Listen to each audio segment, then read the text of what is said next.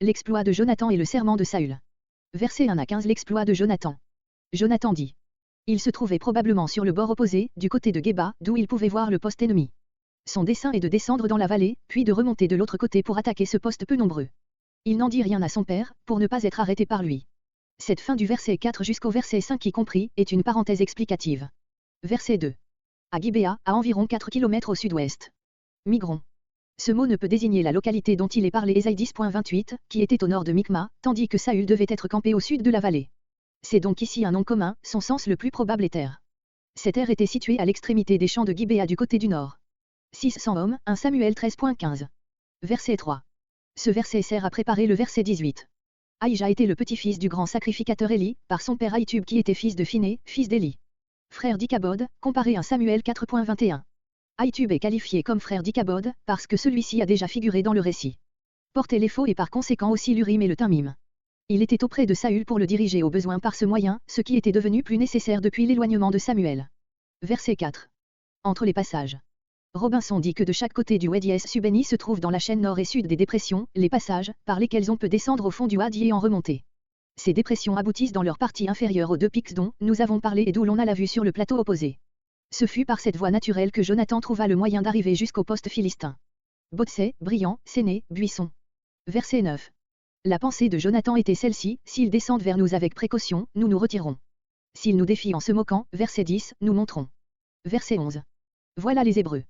Ironique, ils se décident enfin à sortir de leur trou. Verset 13. En voyant la hardiesse de ces deux hommes, ils se croient l'objet d'un coup monté par les Israélites et sont saisis de peur. Jonathan se jette sur les premiers, à mesure qu'ils tombent, son écuyer les achève. Verset 15. Les fuyards répandent la terreur dans le camp. La terre trembla. Expression hyperbolique pour dépeindre le frémissement du sol sous les pieds des fuyards et des chevaux et sous les roues des chariots. Terreur de Dieu, la terreur la plus extrême, ou même une terreur d'origine surnaturelle. Verset 16. Versets 16 à 23. Fuite et déroute des Philistins. Les sentinelles de Saül, postées sur le bord méridional du ravin pour observer les mouvements des Philistins. Verset 17. Il a compris que la cause de ce désordre chez les ennemis ne pouvait provenir que d'une attaque faite sans ses ordres. Verset 18. Ahija, le grand sacrificateur, verset 3. Fait approcher l'arche. La présence de l'arche est ici un trait à accent grave et inattendu et le terme fait approcher, qui s'applique ordinairement à l'éphod, dans lequel le souverain sacrificateur portait l'Urim et le Thummim, étonne également. De là la correction des 70, apporte l'éphod. Pour défendre le texte ordinaire, il faudrait supposer que le sacrificateur ne devait consulter l'Urim que devant l'arche, symbole de la présence divine. Verset 19. Retire ta main. Saül suspend la consultation pour se hâter de profiter du désordre de l'armée ennemie. Ce mot jette quelques jours sur la manière dont se faisait la consultation. Il paraît que le sacrificateur mettait sa main dans la poche intérieure du pectoral, Exode 28.30, note, pour en retirer le signe de la réponse divine. L'interprétation de ce signe pouvait après cela prendre un certain temps. Verset 21. Les Hébreux, ceux que les Philistins avaient emmenés avec eux en traversant le pays et qu'ils avaient forcés de servir dans leur armée. Verset 23. Beth-Aven, voir 1 Samuel 13.5. Verset 24. Verset 24 à 31. Précipitation de Saül. Cette défense devait prévenir tout ce qui aurait pu retarder la poursuite. Que je me sois vengé de mes ennemis. Ces mots montrent combien Saül rapportait déjà tout à sa personne. Verset 25. Le miel découlait des arbres creux où s'étaient établies les abeilles. Verset 28. Le peuple défaillait. Cette remarque est destinée à préparer le reproche sévère de Jonathan, verset 29. Verset 31. Verset 31 à 46. Résultat, de la poursuite et conséquence des mesures précipitées prises par Saül. Ajalon, voir Josué 10.12, note. Verset 32.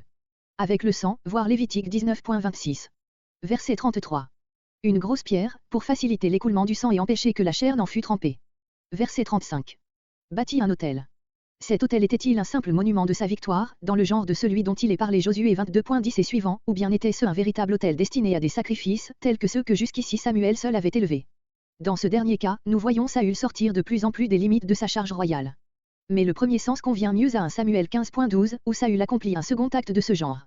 Verset 36. Pendant qu'il fait nuit, cette nuit même, après que le peuple aura pris son repas. Et le sacrificateur dit. L'intervention d'Ahija provient sans doute du secret sentiment qu'il a, comme souverain sacrificateur, qu'une faute pèse sur le peuple, qui pourrait lui attirer malheur. Approchons-nous ici même, sur le champ, avant de rien entreprendre. Verset 37. Ne répondit pas. Le silence de Dieu est la preuve que le sentiment du grand sacrificateur était fondé. La question posée à Dieu ne devait pas être résolue avant que cette affaire eût reçu sa solution. Verset 38. Ce péché, celui que vient de signaler le silence de Dieu. Verset 39. Qui vient de délivrer, auquel par conséquent nous devons être prêts à faire les plus grands sacrifices. Personne ne lui répondit. Nul en Israël ne voulait donner son assentiment à la menace qu'il venait de proférer. Verset 40. Il est difficile de croire que Saül n'eut pas quelque idée d'une faute commise par Jonathan, il semble qu'il fût déjà agité par la jalousie, en voyant les actes de vaillance par lesquels son fils l'éclipsait peu à peu. Verset 41. Versets entre 41 et 42.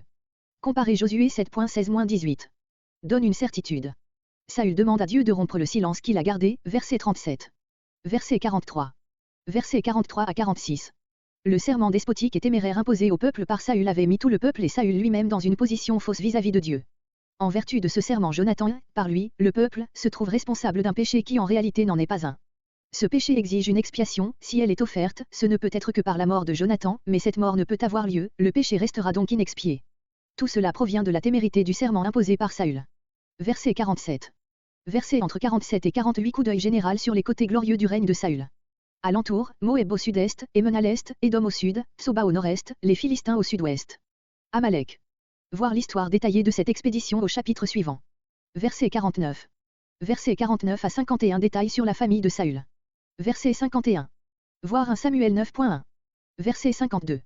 Ce dernier verset se rattache à l'idée des guerres de Saül, versets entre 47 et 48, et en particulier à la persistance de celle qui lutte à soutenir contre les Philistins. Il explique la création d'une armée permanente nécessitée par la force militaire de ce peuple.